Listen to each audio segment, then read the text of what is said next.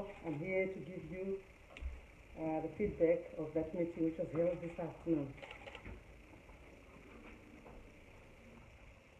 The country has seen an evolution of the COVID-19 virus transmission scenarios from sporadic cases, mostly imported, to cluster cases, and now local transmission cases. The virus is now in our communities. Local transmissions now account for the majority of new cases. What this means is we have to take greater precautionary and preventative measures in our day-to-day activities. So I implore Zimbabweans to adapt to the new normal. Today, the National Task Force on COVID-19 met and received reports from its subcommittees and also deliberated on the following matters. Under Experts Advisory Committee, in response to the Cabinet meeting of 18th August 2020, which took note of the change in transmission scenarios and directed the setting up of a mechanism that would strengthen management and response to the rising local transmissions, the task force received nominations for 13 candidates who will make up an Experts Advisory Committee. Then under ports of entry, the task force was informed that as of 4 September 2020, all returnees with 48 hours negative COVID-19 certificates are being released at ports of entry as soon as they arrive for self-quarantine at their homes, and this is as per Cabinet directive.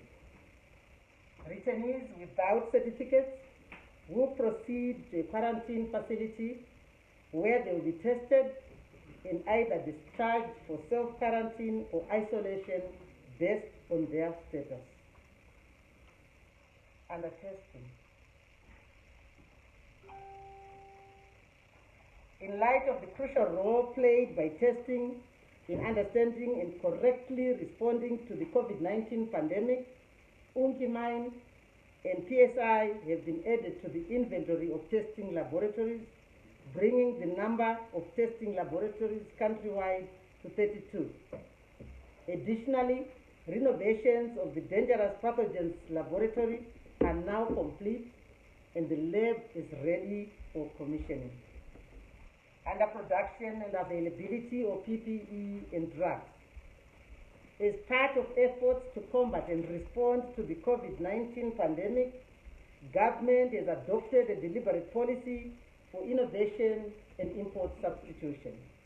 As a result of this push, Zimbabwe's tertiary institutions and local companies have been producing various PPE, producing drugs and other medical sundries which are crucial to the fight against this COVID-19.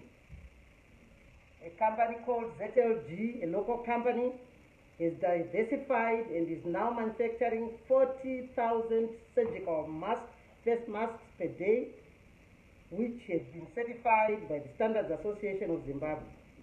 These masks are 50% cheaper than the imported variety. Then under reopening of schools for examinations, the task force also received an update on preparations for the reopening of schools for Cambridge and ZIMSEC examinations. The Ministry of Primary and Secondary Education is in the process of procuring protective and preventative measures, making sure that all examination centers have got water, boreholes are being drilled. Additionally, modalities are being put in place so that ZUPCO has an adequate fleet to ferry learners and teachers to their respective faculties. As a way of conclusion, for months now, we have been talking about adhering to protective and preventative measures. We have had a total lockdown in the beginning, which has been gradually relaxed to where we are today. A key issue that has been constant in all this is that each and every one of us has a responsibility to ensure that we protect ourselves, those around us, from catching or transmitting COVID-19. The facts on the ground are that community transmissions are on the rise. Let's not be complacent. Let's continue to adhere to those protective and preventative measures, because my fellow Zimbabweans, we can't afford to let our guards down. Let us adopt and live under this new normal. I thank you. This is done for today. If there are any few questions, I'll take. Bless it. Strictly on the task force. It's not today, it's not post-cabinet. Post-cabinet is tomorrow. Yes. Anyway, you're down on Sri Lanka. Whatever means, I want to ask about the transport situation. You mentioned the food issue. The school buses are allowed to carry people to and from school? School buses. Any other questions? My name is Anna Chibamo from NewZimbabwe.com. Yes, Anna. Yeah, Minister, I want clarification on the issue of returnees. There's been complained by some returnees that when they come, they are taken straight to quarantine centers because the airport is not testing them. Some of them are coming without a certificate to show that they've been tested before they left their destinations. Okay. Yeah. I think that's the last question. Yeah. Rainbow change, I think so. Sorry, Chinchaba, to going to get a challenge. Rainbow change. Remo. Rainbow change. Remo. I think so. Honorable Minister, you spoke about the rise in local transmission. Urged Zimbabweans to take greater precautions. Is it possible for Zimbabweans to be taking greater precaution now with the related tweet? They stand in queues, in Zippo queues, in bank queues, in queues to get into shops. Is it possible for them to continue to take greater precaution when all they do is stand in queues for probably the entire day? All right, I think that's enough for today. The first one was from school buses. I see no reason why school buses will not be allowed to carry their students. I think they are working very closely with the Ministry of Primary and Secondary Education, and I'm sure that will not be a problem. Anna Chibamu, clarification on returnees. I think I've been very clear, Anna. If a returnee is coming with your COVID-19 negative certificate, you will be released at the airport.